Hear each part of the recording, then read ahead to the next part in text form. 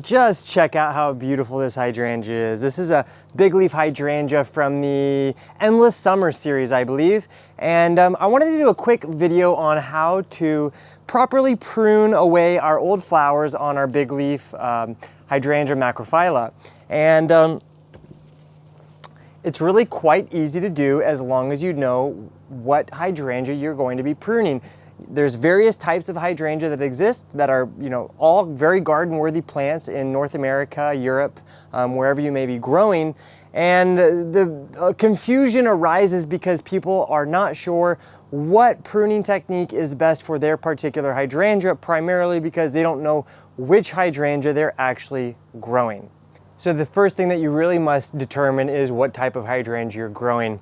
Now, the big leaf or the big leaf Hydrangea macrophyllas are noted as the hydrangeas that often produce pink flowers, sometimes blue flowers, sometimes purple flowers, depending on the acidity of your soil. That's what I've got here. And once you have your hydrangea growing and flowering, some of the nicer varieties and cultivars out there, like those in the Endless Summer series, have the ability to rebloom throughout the summer. So this is probably going to be my final pruning of the season. I have pruned this back about 3 or 4 times over the course of the summer. And now I'm going to be doing this final pruning, and I want to show you guys exactly where to cut, how to cut, so that you can ensure that you're going to have flowers the following spring. That's the problem if you prune your hydrangeas. What you can actually be doing is cutting away some of the potential flower buds that would be arriving next spring. Now, growing these reblooming hydrangeas called remontant hydrangeas, it's actually a lot easier in the sense of pruning because they do have the ability to rebloom. Even if you prune them incorrectly, you still have a good opportunity of receiving flowers on your plants. However, pruning them correctly will definitely ensure you have the ultimate most potential, most flowers possible on your plant, okay? So really and truly the best time to prune away the old flowers is just after they have finished flowering and while they're still actively growing. If you wait to do it the following spring, that's exactly what I'm talking about. You may accidentally cut away some of those flower bud potential growing along the stems. So right now, while we can see that it's actively growing, we can see exactly where we want to cut right now today. So where do we cut? All right, so we have our flower, and we're going to be just traveling up the stem. So as we travel up the stem, I'll just go ahead and remove some of these leaves so you can get a good look at that at the stem. All right. Now you see at that intersection of the leaves where the leaf node is, there's no buds coming out underneath those leaf nodes. However, if you travel up a little bit further, you find that these leaf nodes right here already have buds growing out.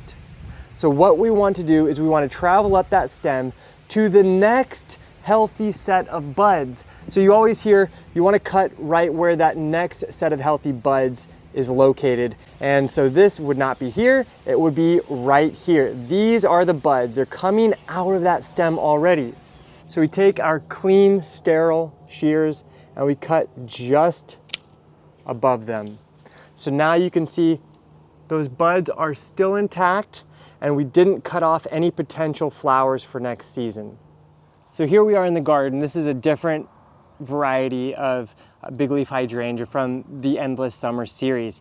Now, of course, the rule of thumb is always to plant the right plant in the right place, and that takes into consideration the amount of space that your plant is actually going to have to grow.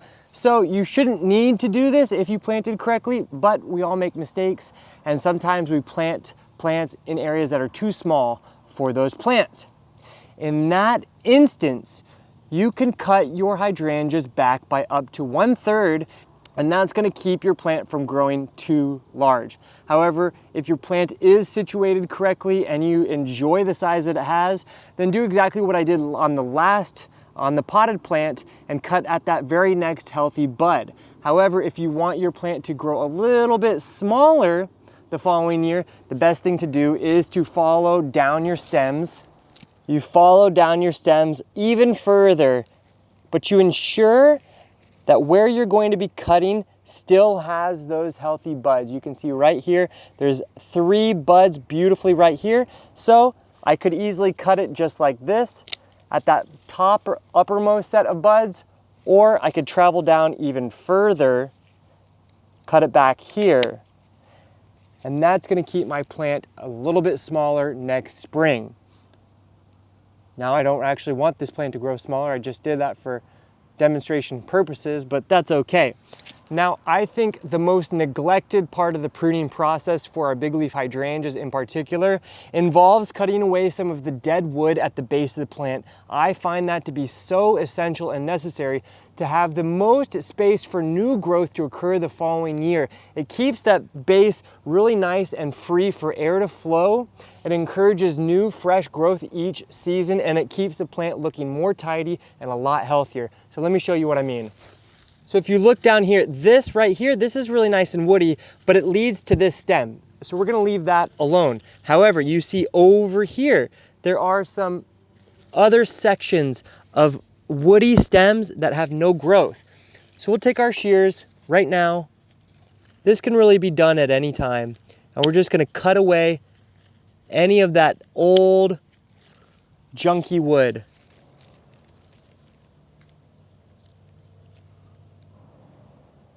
Just like this.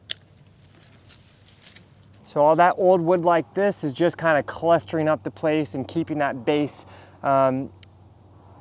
not at its best. So we want to do that every single year. Remove as much of that old dead wood as possible. If you do it every year, it never becomes overwhelming. But if you leave it for a few years, it will definitely become overwhelming and very difficult, because you'll have this really big mess of stems, fresh and old woody dead stuff like this. So it's best to do that every year. So with that in mind, now you know how to safely prune your hydrangea flowers on your big leaf hydrangeas so that you can encourage the best flower production as well as some of the healthiest growth, and keep your plants at a size that is perfect for you in your garden. Now, personally, I will be leaving the rest of these flowers on my plant over winter. It's really just important to know where to prune them so that you can ensure that you don't prune away those old flower buds. And that's why you'll often read and hear about pruning these is best done in the summertime just after they've finished flowering. However, I would rather have some sort of interest in my garden in the winter. And since I know where to prune them, I can do it pretty much any time and still be I can still rest assured that I'm still going to enjoy flowers on my hydrangea. And now you can too. Anyways, I hope you enjoyed that video. Shortish, sort of informative. Hopeful, helpful.